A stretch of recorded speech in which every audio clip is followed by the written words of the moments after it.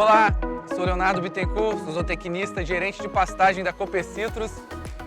Olá, meu nome é Fernando, eu sou médico veterinário e gerente do Departamento de Saúde e Nutrição Animal na Cooper Citrus. Bacana, Fernando. Hoje a gente vai estar fazendo aqui na Fundação Cooper Citrus Credit Citrus a demonstração dos resultados que a gente vem colhendo da nossa área de ILP, Integração Lavoura-Pecuária, Integração Lavoura-Pecuária-Floresta, onde o objetivo realmente é mostrar o que tem de tecnologia que a gente utiliza, os erros e os acertos, não dizendo para o produtor para usar a tecnologia A ou a B, mas dizendo que a gente teve de sucesso, que foi bom para a gente. E a gente vai começar o dia falando de lavoura, na estação com o nosso especialista, o André Rossi. O André vai comentar dos benefícios da integração de pasto e lavoura.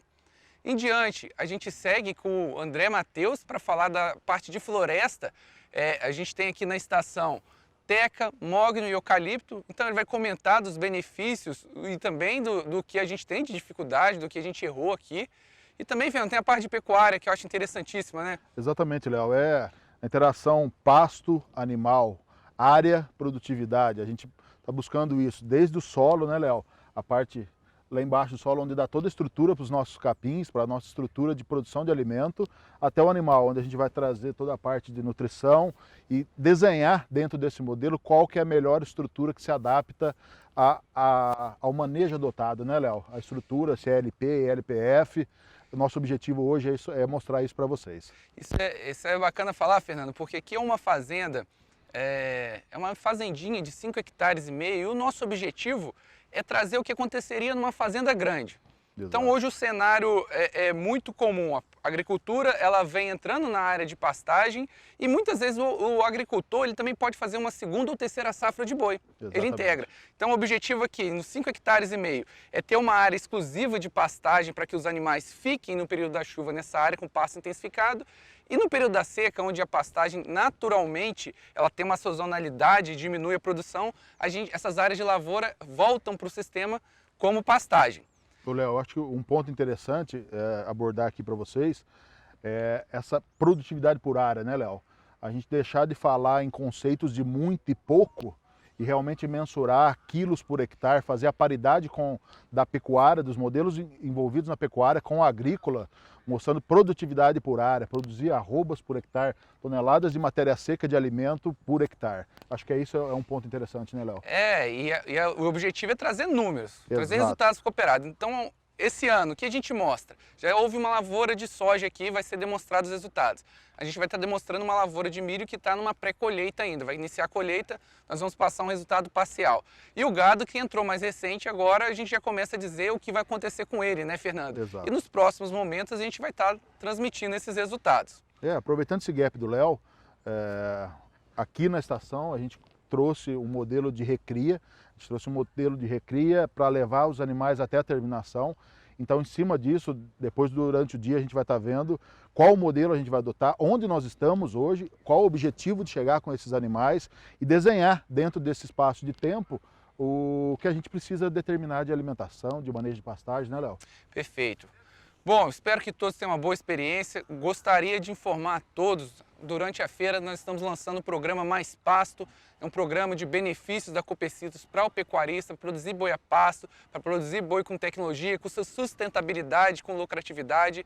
Então visite o nosso estande, nós estamos com um estande de pecuária, com todo o time de pastagem, todo o time de nutrição e lá a gente vai poder dar mais informações, tanto do nosso programa Mais Pasto, como toda a linha, né, Fernando? Exato. De nutrição, saúde animal, veterinária, a equipe está toda pronta, disponível para recebê-los. Exatamente, esse ano a gente tem uma inovação muito grande no nosso stand, é o stand realmente com a marca Pecuária Cooper Citrus, onde, como o Léo acabou de comentar, a gente tem essa paridade de pastagem e a nutrição animal. Ficou muito diferente, com muita informação técnica, com muito artigo técnico e toda a nossa gama, toda a nossa portfólio de produtos à disposição de vocês. Ficou bem jóia, moçada. O grande legal, Fernando, é que quando a gente fala em Cooper Citrus, o produtor, o cooperado, até a vinda do programa Mais Pasto é para isso, ele tem desde assistência técnica, com a informação de qualidade para ele, para que ele tome as decisões. E primeiro, faça as medições. Exato. Sem número a gente não consegue tomar a decisão. Exato. Faça as devidas medições, tome as decisões e nós temos todo um portfólio, começando por serviços, desde amostragem de solo, recomendação e várias outras, desde dessa parte basal até os insumos, a nutrição do solo, a nutrição da planta e a nutrição animal. E a saúde animal. É isso aí, maravilha, é isso mesmo, Léo. É isso aí. Perfeito. Senhores, tenham um bom dia, aproveitem bastante. Quem tiver dúvidas, vai ter um chat. Os especialistas que estão falando hoje vão estar depois no chat. Podem estar enviando essas dúvidas para a gente, que eles vão estar prontos para respondê-las. Maravilha, Léo. Acho que gostaria de fazer uma última lembrança a vocês. Como o Léo comentou, da nossa equipe técnica, toda a cooperativa em si. Nós temos também uma equipe técnica de veterinários capacitados, prontos para atender os senhores nas mais diversas oportunidades de negócio que aparecer. Então, muito obrigado. Confiram o nosso stand e vamos lá, Léo. Vamos continuar. Lá. Vamos para a estação de lavoura agora com o André Rossi, nosso engenheiro agrônomo. André, é com você. Olá, eu sou o André Rossi, engenheiro agrônomo da Cooper Citrus, consultor especialista de grãos. Atuo no norte de São Paulo e principalmente com soja e milho. A gente está aqui em Bebedouro, numa área da Fundação Cooper Citrus Credit Citrus, onde temos um solo típico de cerrado e há muitos anos sempre foi um histórico de eucalipto aqui mesmo, que era uma área que ficou à parte do manejo da fazenda. E há 2 anos a gente começou um manejo mais intensivo de lavoura e de pecuária. Então aqui a gente está para falar um pouco de como que o projeto de integração melhorou o nosso sistema. É um solo de cerrado, já a gente vai mostrar para vocês uma trincheira de como que está o perfil do solo e como que tem algumas características predominantes nesse solo. A gente instalou, teve uma safra de soja, isso em outubro de 2019, colhemos a soja no mês de março e instalamos o milho safrinha. Essa soja, vocês vão ver aí, tem algumas fotos da instalação, onde a gente semeou a soja numa palhada de braquiária com milho. A gente roçou essa palhada, deixou a área uniforme para fazer uma boa semeadura, semeamos a soja, foi um lado a lado de algumas cultivares de soja. Tivemos produtividades de até 85 sacos numa cultivar, a Brasmax Fibra, 80 sacos numa Dalmário e 78 sacos em outros materiais de nideira, monçói. Então a gente teve um patamar na casa de 80 sacos por hectare. O que ajudou muito a ter uma boa produção foi o balanço do sistema. Lembrando que nós estamos no solo de cerrado. E hoje estou aqui para mostrar para vocês como que está a relação ao milho safrinha. Foi muito seco o mês de março. Final de março, começo de abril, choveu muito pouco. O milho sofreu muito, chegou a enrolar folha. A gente está com algum espigamento à mostra. Então, não temos uma lavoura tão perfeita. Temos lá plantas com ótimo espigamento, plantas que vão ter 200 gramas de milho por espiga sem problema nenhum. E plantas que chegaram a ter algum retorcimento com sinal de falta de água. Isso acontece, porém não inviabilizou a produção. E aqui um componente muito importante que a gente está tendo, que é a presença do capim na entrelinha do milho. Esse capim, ele está um pouco fino, estiolado. Daqui para frente, quando o milho começar a cair as folhas, ele vai ter uma melhor brotação, ele vai ter um perfilhamento mais denso, mas por enquanto a gente quer ele vivo, estabelecido debaixo do milho e que não atrapalhe o milho diretamente, tá? Em outras espigas a gente vê algum probleminha de polinização, que a carreira não está tão perfeita. Tivemos algumas espigas um pouco menores, que pode ser um ataque de alguma cigarrinha, mas isso depende muito da qualidade do híbrido que a gente coloca e do manejo. Enfim, o manejo da lavoura como um todo, temos que seguir as boas práticas. Mas o que me chama a atenção é que a presença da forrageira não impactou na produtividade. Tá? Esse milho com ou sem a forragem ia produzir praticamente a mesma coisa. Estamos esperando colher aqui, com essa uniformidade de plantas, na casa de 50 mil plantas por hectare, cerca de 90 a 100 sacas de milho. Tá? Isso se a capivara não vir e comer uma parte, mas dentro do esperado a gente está muito bem satisfeito com essa lavoura. Agora eu vou mostrar para vocês, porque quando a gente pensa em integração lavoura-pecuária, o que vem em moda para nós? Falar de palhada. E ao meu ver, a palhada é apenas a ponta do iceberg.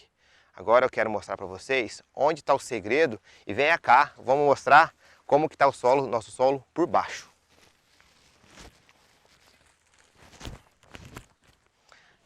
A gente fez uma trincheira com... Essa minha varinha tem 1,20 m, então ó, 1 metro, 1,30 m mais ou menos de profundidade, tá? Onde a gente buscou identificar como que o manejo do solo em si tem ajudado a expressar o que as plantas nos colocou em cima. Vocês vão ver todo o desenvolvimento que a soja teve em cima dessa palhada. Então eu tenho fotos aí da soja pequena nascendo, da soja em V3, V4 e da soja em plena fase de florescimento com o dossel fechado. Vocês vão acompanhar todo esse desenvolvimento da lavoura no ciclo. O milho, a gente tá com ele aqui bem instalado, com uma boa produtividade. Aqui eu te deixei essa espiga de propósito, onde a gente tem todo o enchimento de grão que depende muito da água, tá? E quando nós pensamos numa cultura, nós fazemos toda a adubação em 0 a 20. Pensamos só em explorar uma camada superficial do solo. Será que só essa camada a gente vai conseguir vencer os veranicos e os desafios do dia a dia? Será que a correção de calcário que a gente faz, que é só a 20 centímetros, atende às expectativas de produção para soja e milho de alta produtividade? Num sistema desse, a gente consegue explorar um solo numa profundidade muito maior. Então, se a gente pensar em 0 a 20, 1 hectare, temos 2.000 metros cúbicos de volume. Aqui, a gente tem 10.000 metros cúbicos. E a água armazenada aqui vai ser muito maior. Nessa trincheira, a gente vê raízes antigas da graminha que foi dessecada antes da semeadura da soja, tá? A gente vê raiz do milho aprofundando e a gente vê raiz antiga da soja, o toco de soja aqui ainda presente, que está renovando toda essa biota do solo. Quando a gente faz um plantio, a gente visa normalmente o grande volume de raízes a 20 centímetros. Aqui, se a gente for pensar, 20 centímetros, eu tenho uma camada muito rasa de exploração. A 40, que é uma correção que a gente já faz para gesso, eu tenho um volume mais significativo de raízes. Mas se a gente começar a fornecer nutrientes para a planta, ao 1,30 m, como essa micro raiz que está aqui, ó, que ela pode muito bem absorver água e nutrientes a fim de encher essa espiga que está aqui em cima. Tá? Eu estou com algumas gambiarras para a gente simular. Vamos fazer de conta que essa é uma semente de soja ou uma semente de milho, onde a gente faz um plantio. Então a gente faz um plantio com a semente nessa profundidade. E aí, o fertilizante, normalmente a gente aplica 3 a 4 centímetros abaixo e um pouco ao lado da raiz. E tudo que tem de calcário e gesso a gente incorpora dentro desse rizoma. Agora, a gente tem feito nutrição para atingir profundidades maiores? Será que estamos fazendo a coisa certa? E pensando numa integração lavoura-pecuária, me abre um leque fantástico, porque eu tenho a presença da forrageira. Essa cultura de cobertura que está aqui, você vê, eu tenho uma graminha fraca ainda, ela está estiolada por falta de luz, só que ela já está com a raiz lá embaixo. Essa raiz é ativa dela, que não está com 2 meses ainda de nascido. A gente fez a semeadura dela junto com o milho. O milho vai morrer, vai deixar todo o resto cultural para a braquiária e ela vai desenvolver e vai duplicar essas raízes aqui. Se a gente vier com pastejo, vai aumentar mais ainda. É possível fazer o consórcio das duas? É. Então, assim, temos bons resultados e que melhora muito o sistema agrícola, tá? Pensando nesse manejo, muitos falam que a braquiária é uma descompactadora de solo. A gente pode observar que, tirando a camada de 0 a 20 aqui que a gente tem, temos uma camada muito compactada e dura. Para baixo é muito mais friável de se fazer a escavação.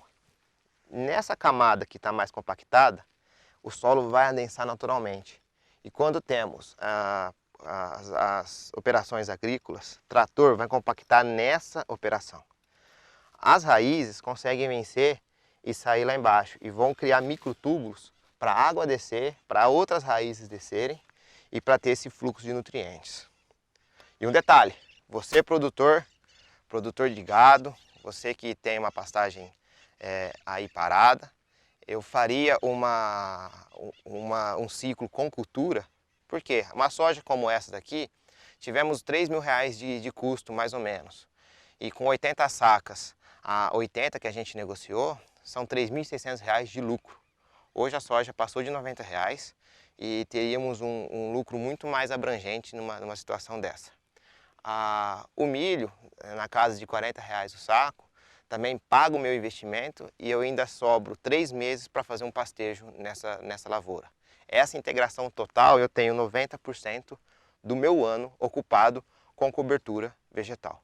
Isso é fantástico, isso é otimização de sistema, isso é dinheiro no bolso e isso paga o investimento na pastagem. A soja ela vem depois e agradece muito isso. Lembrando que, voltando para essa raizinha de soja que está aqui, ela colocou cerca de 300 quilos de nitrogênio no sistema. E esses 300 quilos de nitrogênio que a soja deixou para a gente, vai ser beneficiado o milho e a gramínea subsequente, certo? E eu fico perguntando como que deve estar a cabeça de vocês com tanta informação, então eu queria abrir um pouco o espaço para pergunta. Gente, tem alguma pergunta aí na rede? Tem sim, André. Aqui a pergunta, são 3 perguntas, tá? Perfeito. A primeira é como a palhada pode melhorar meu sistema de produção.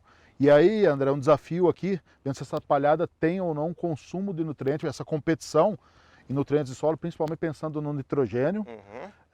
A segunda pergunta, se é possível garantir uma boa produção de milho safrinha consorciado. E a terceira pergunta, a cobertura de capim ajuda ou atrapalha no manejo das plantas daninhas? Perfeito, perfeito. As 3 perguntas dá para a gente responder tudo num conceito só de explicação, tá? Primeiro, a palhada. A palhada ajuda demais, tá? Lembrando que a palhada é a ponta do iceberg. Tudo que a gente está vendo aqui é benefício oculto que a palhada não nos mostra, tá? A palhada é uma consequência. Então, assim, esse capim, quando ele morrer, ele vai servir de proteção para o sol não secar a minha planta, eu não vou ter tombamento de calor com a minha soja. E toda essa palhada, pensando na questão do balanço de nutrientes, a soja gosta muito dessa falta dessa relação CN alta que a palhada nos vai dar. Então ela vai conseguir otimizar a sua fixação biológica e quanto no balanço de nitrogênio pode ficar tranquilo. Pelo contrário, se tiver um solo como esse, que é arenoso, pode parecer que não é um solo arenoso, a gente está num solo de 18% de argila, onde se tiver uma insolação direta, ele vai ficar muito duro, aqui é uma parte seca, a gente vê que é um solo difícil de quebrar, e se eu tenho uma palhada eu mantenho a umidade do solo. Uma prova disso que nesse local a gente fez com a palhada, não tivemos nenhuma perda de estande de plantas. A área ao lado, onde a gente teve que fazer um preparo, infelizmente a gente trabalhou aí com 16 sementes e só 7, 8 nasceram. Então é um desafio, tá? A palhada impacta na produção do milho? Eu diria que se não tomarmos alguns cuidados, sim. Porém, o milho tem que nascer um pouco primeiro. A gente tem que estabelecer uma cultura que o milho entre mais favorecido no sistema e que permita que o capim nasça. Nessa situação, a gente já fez um herbicida para matar a soja, tanto o milho RR quanto a soja ERR. Então, esse herbicida, a gente trabalhou com mesotriona, deu uma segurada também no capim e eliminou completamente o restante do banco de daninhas. E aí, complementando a pergunta, a palhada atrapalha no meu banco de daninhas? Praticamente ela segura boa parte do meu stand, eu não vou ter problemas maiores com buva, com amargoso. Se eu tenho cobertura vegetal, para cultura de grãos, eu consigo fazer o manejo completo depois com glifosato. Gente, isso é muito complexo. É um sistema vivo, é um sistema que está intenso todo ano. E a gente quiser complementar um pouco mais o sistema, a gente vai ver como pode fazer isso com o meu xará André Matheus, que vai colocar um componente a mais aí. Será que dá para a gente ter além da lavoura, além da pastagem, um componente florestal, que aí eu vou chamar a bola aí para o meu amigo André, meu xará, companheiro aí de departamento. Muito obrigado. Valeu, xará! Vamos continuar tocando aqui sobre a nossa apresentação da nossa URT, falando sobre o componente florestal. Estamos aqui na nossa URT, eu sou André Matheus, consultor especialista em pastagem e integração lavoura, pecuária e floresta. Vamos falar sobre o componente florestal no sistema integrado. Temos 3 alternativas do componente florestal no sistema integrado: silvia pastoril, floresta e pastagem; silvia agrícola, floresta e lavoura; e agro-silvio pastoril, floresta, lavoura e pastagem. 3 sistemas completamente um diferente do outro, mas que um se adequa ao seguinte estágio. Então, por exemplo, a pastagem e a floresta, podemos adequar o componente florestal numa pastagem já instalada e numa pastagem que a gente vai fazer a instalação dela. O componente florestal no sistema de lavoura, podemos adequar o componente florestal na parte da lavoura, onde duas principais funções esse componente florestal vai ter. Uma barreira verde, onde vai impedir o sistema de estar sendo atacado por pragas e doenças, e a partir do momento que tiver o componente florestal, vai ter essa reciclagem de nutrientes. E no sistema agro-silvio pastoril, teremos 3 ferramentas ou 3 atividades numa mesma área, onde conseguimos sequestrar esses nutrientes e fazer com que esses nutrientes sejam divididos nas 3 culturas, fazendo com que o sistema rode perfeitamente. Temos 3 componentes florestais mais utilizados na propriedade: o eucalipto, a teca e o mogno. Cada componente florestal tem suas diferentes manejos, seus diferentes manejos, sendo o eucalipto ele mais rústico, mais fácil de trabalhar no campo. O eucalipto hoje tem mais de 600 espécies no Brasil, voltadas mais para celulose e papel, com uma densidade de madeira menor, ou seja, madeira mole, e com em torno de 20 espécies de eucalipto voltada mais para madeira, com a densidade de madeira maior. Que no caso, por exemplo, esse que a gente tem aqui é Urophila com grandes, que a densidade dele hoje chega a 600 gramas de decímetro cúbico por metro. Então, onde a gente consegue realmente colocar esse componente florestal no sistema para trabalhar visando o corte de madeira. A teca e o mogno são madeiras mais trabalhadas, com valor agregado maior. Então, ela requer um manejo mais elaborado, um manejo florestal mais consistente, porque ao longo do seu ciclo, o mogno 18 anos e a teca 25 anos, teremos desbaste, teremos desramas, que teremos que ter um manejo florestal mais específico. O ciclo do eucalipto, no sistema integrado, onde ele consegue crescer em torno de 20% a mais do que no sistema convencional 3x3, conseguimos na faixa de 8 a 12 anos uma rentabilidade de 8 a 10 mil por hectares, onde que por hectares vamos plantar em torno de 250 a 300 plantas por hectare, no sentido de linha simples. O mogno, o ciclo dele de 18 anos, temos uma rentabilidade em torno de 400 mil reais por hectare. E a teca, em torno de 25 anos o ciclo dela, teremos uma rentabilidade de 500 a 600 mil reais por hectare. Então, ou seja, funciona o componente florestal no sistema integrado? Funciona muito. Só que temos que ter adequação à propriedade. Qual a pergunta que devemos fazer no momento de escolher o tipo de componente florestal na propriedade? Qual que é a finalidade desse componente florestal? Para quem eu vou vender esse componente florestal ao final desse ciclo? A minha propriedade tem manejo suficiente para suportar esse componente florestal e ele realmente conseguir desenvolver e obter a madeira no final do ciclo? Então essas respostas o produtor tem que correr atrás e saber exatamente o que ele quer definir na propriedade. Por isso temos um departamento técnico para auxiliar vocês nessa tomada de decisão. Saber qual o componente florestal que realmente vai adequar a minha propriedade e se realmente na região tem empresas que vão absorver o meu produto. Aqui na nossa URT, determinamos a linha simples e no sentido leste-oeste. Por que no sentido leste-oeste? Para simplesmente esse sol andar por cima das árvores e essa sombra também ao longo do dia andar. No período da manhã a sombra está de um lado e no período da tarde essa sombra está do outro. Fazendo com que a cultura que esteja aqui, seja pastagem ou seja lavoura, ela não seja suprimida com essa sombra e a perda de produtividade aconteça. É engessado esse sistema? Não. Podemos adaptar esse sistema de integração, seja com os 2 componentes ou os 3 componentes, na mesma área, seja numa fazenda pequena, numa fazenda grande, numa fazenda enorme.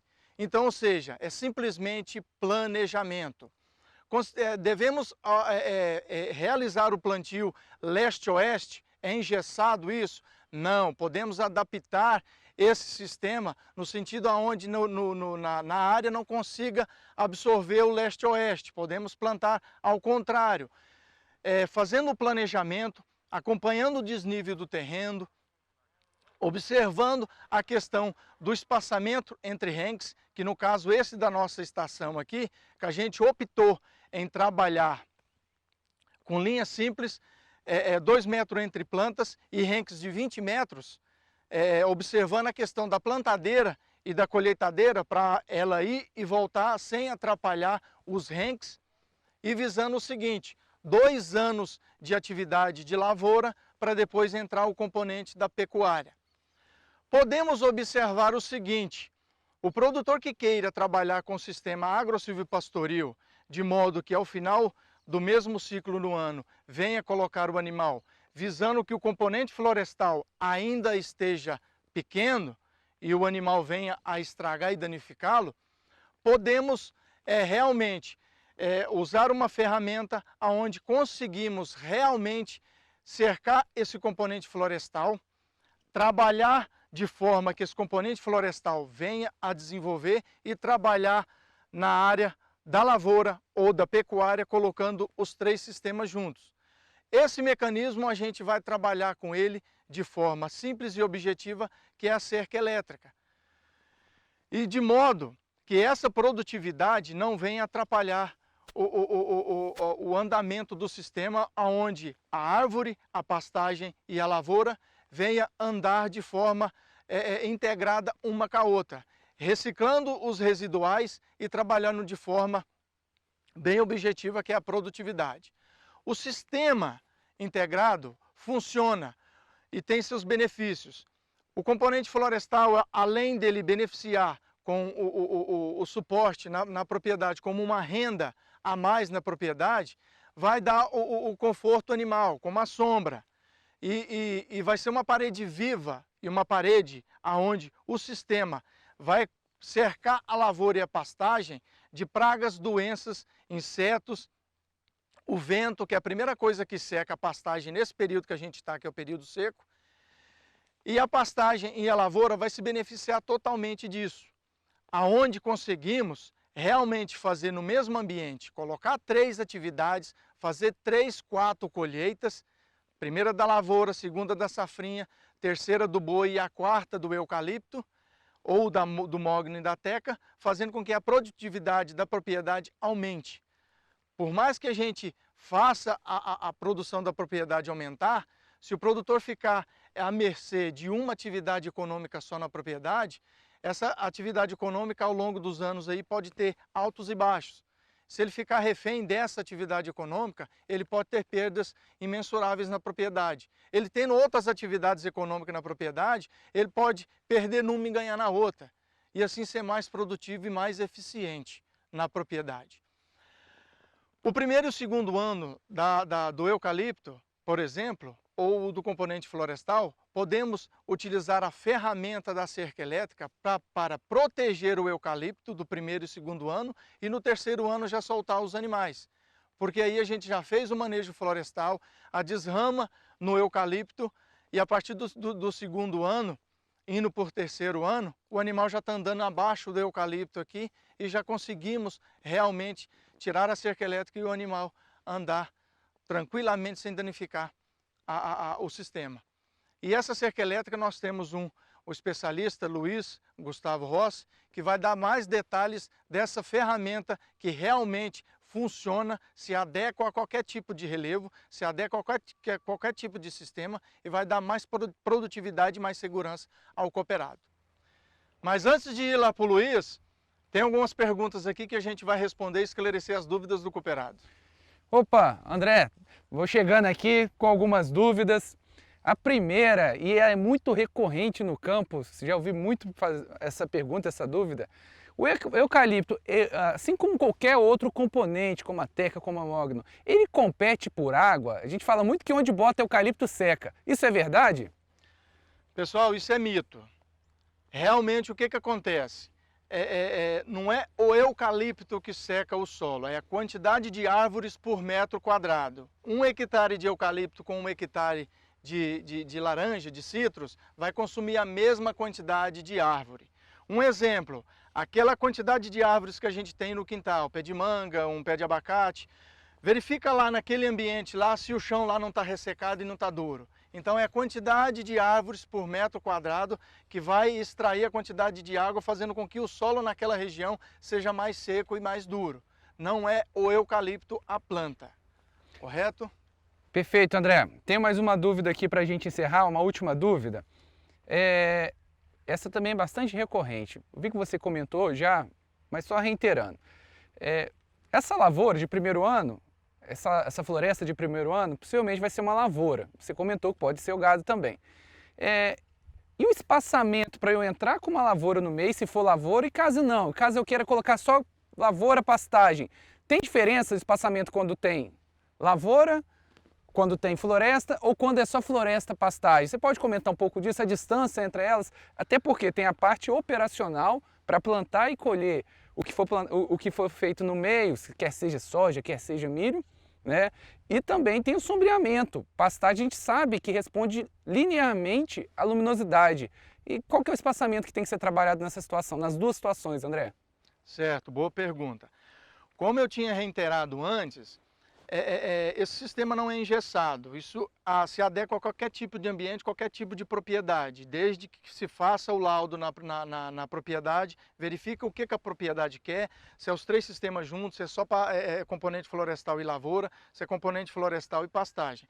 A pastagem você pode trabalhar com redução menores, observando a questão do leste-oeste, a questão da proximidade dos renques, que esses renques podem ser de linhas simples, duplas ou triplas, mediante aquilo que a propriedade almeja. E pensando na pastagem, você pode trabalhar com renques no mínimo no caso de 20 metros de distância um renque do outro. E não acompanhando o leste-oeste, você aumenta esses renques aí até em torno de 100 metros um do outro.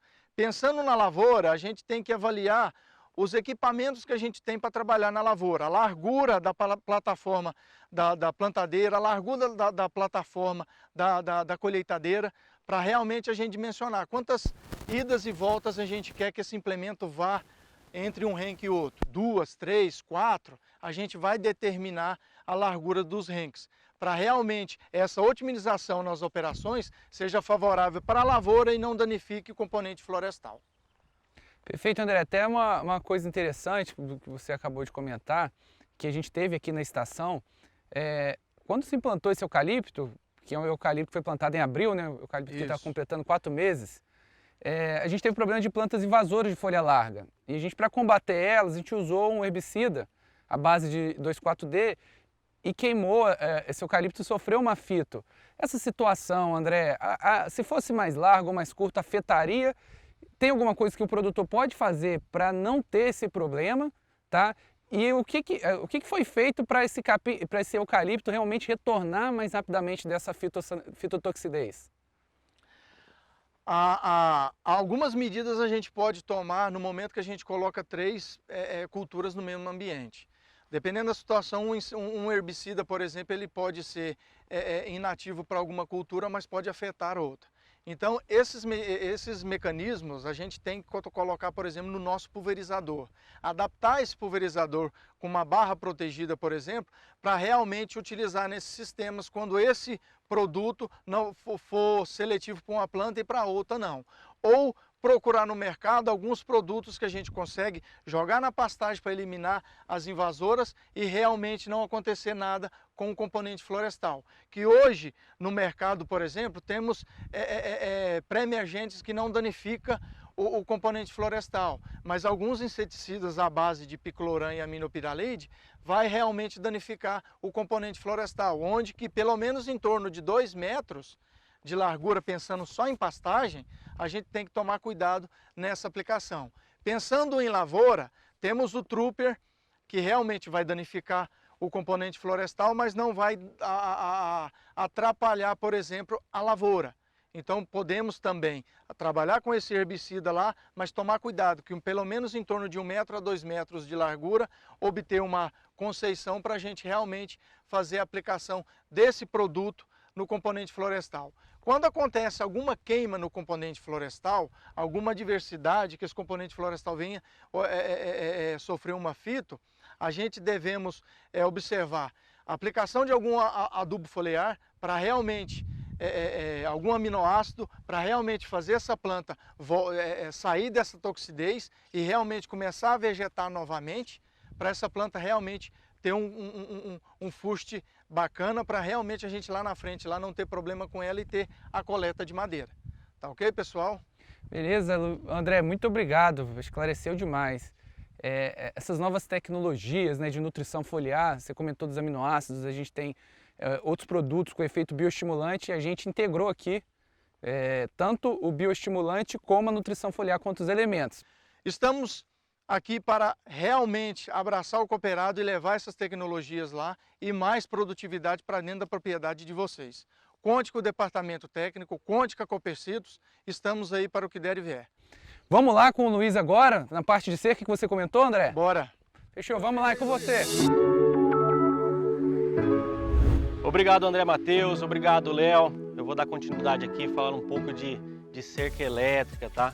Eu sou o Luiz Gustavo Rossi, especialista de pastagem da Copercitos. Qual que é o principal ponto, a principal diferença entre cerca convencional e cerca elétrica? O custo, principalmente. O custo da cerca elétrica ele vai estar aí entre 2/3 do custo de uma cerca convencional. O porquê desse custo reduzido? Uma, em relação à quantidade de arame a ser utilizado. Enquanto uma convencional vai variar aí de 4 a 5 fios, a cerca elétrica desde 1, 2 ou 3 fios. Então reduz essa quantidade de material, reduzindo o custo, tá? Em termos de mão de obra, né, a redução dessa mão de obra também vai ser menor, principalmente devido às instalações aí de morões, as estacas aí que vão estar embutidas no sistema, tá?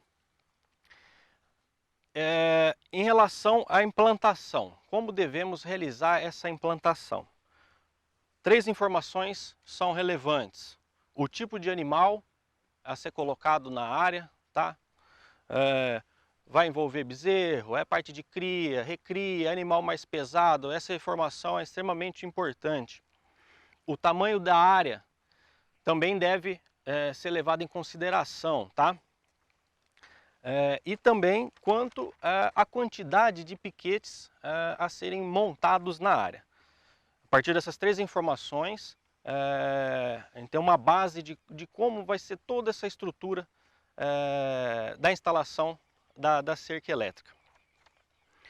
Devemos levar em consideração também a importância da qualidade do material, tá? Um material de baixa qualidade futuramente pode até aumentar esses custos da instalação da cerca elétrica, tá? Dos materiais envolvidos. Vamos chegar aqui, mostrar um pouco dos materiais que constituem a cerca elétrica. Temos aí os fios isoladores, as castanhas, né, o esticamento dos arames, tá? As catracas, também fazem parte de todo esse conjunto. Não podemos esquecer da importância do eletrificador também, tá? Um eletrificador de qualidade envolvido no sistema.